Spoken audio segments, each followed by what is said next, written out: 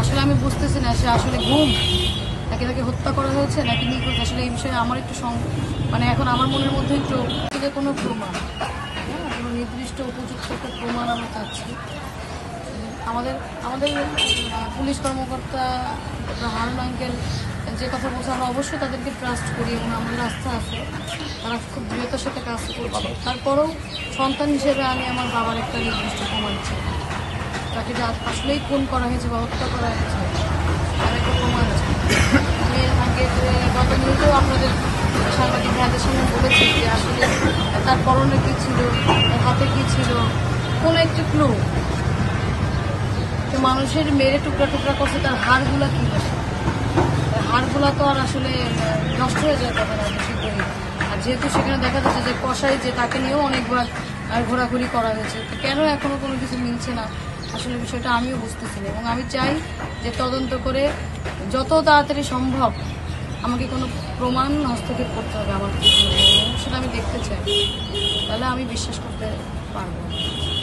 আপনার মধ্যে একটা অবিশ্বাসের কথা মনে হচ্ছে, আপনার মধ্যে একটা অবিশ্বাস আছে, কোনো সন্দেহ কি হচ্ছে আপনার? আসলে আমি কোনো সন্দেহ হচ্ছে না, তবে বিষয়টা আমার কাছে রহস্যজনক বলেও মনে হচ্ছে যে কেন কোনো কিছু মিলছে না।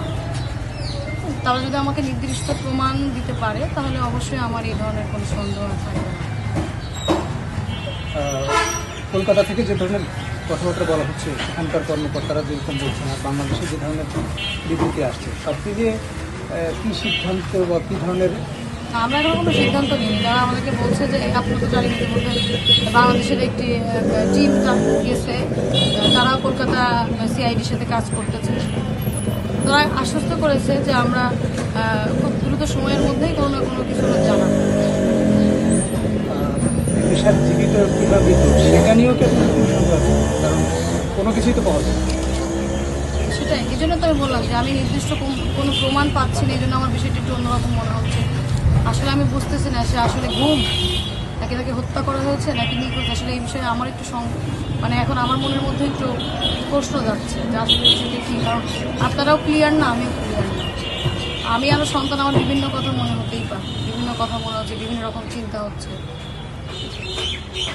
তো এই যে আপনার বাবার অন্তর্ধান যেটা বলা যায়, যে তাকে খুঁজে পাওয়া যাচ্ছে না বা তার হত্যার কথা বলা হচ্ছে, এরপরে তার হত্যার পেছনে যে ধরনের ঘটনাগুলো বা যে ধরনের কথাগুলো আসছে সেটা নিয়ে আপনাদের হত্যার পিছনে তো বিভিন্ন যারা আসামি তাদেরকে তো অনেকেরই অ্যারেস্ট করা হয়েছে, আপনারা জানেন। তা বিভিন্ন রকম কথা বলছে যে আমরা এটা করেছি ওটা করেছি। আমাদেরকে তাদের এক কথা, তারা হচ্ছে প্রফেশনাল কিলার যেটাকে বলে, তারা কিছুই ওইভাবে তথ্য প্রমাণ দিতে পারেনি। তারা বলছে আমাদেরকে টাকায় কন্ট্যাক্ট করছে, আমরা কাজ করেছি, তাদের বক্তব্য এটা। এখন যে মূল আসামি, এর কেন ঘটলো, কী জন্য করছে, এর সাথে কেউ আছে কিনা, তাকে কেউ কন্ট্যাক্ট করে করাইছে কিনা, আসলে এই বিষয়টি তাকে আইনের আওতায় আনতে পারলেই আমার মনে হয় একটা সুষ্ঠু তদন্ত করা সম্ভব।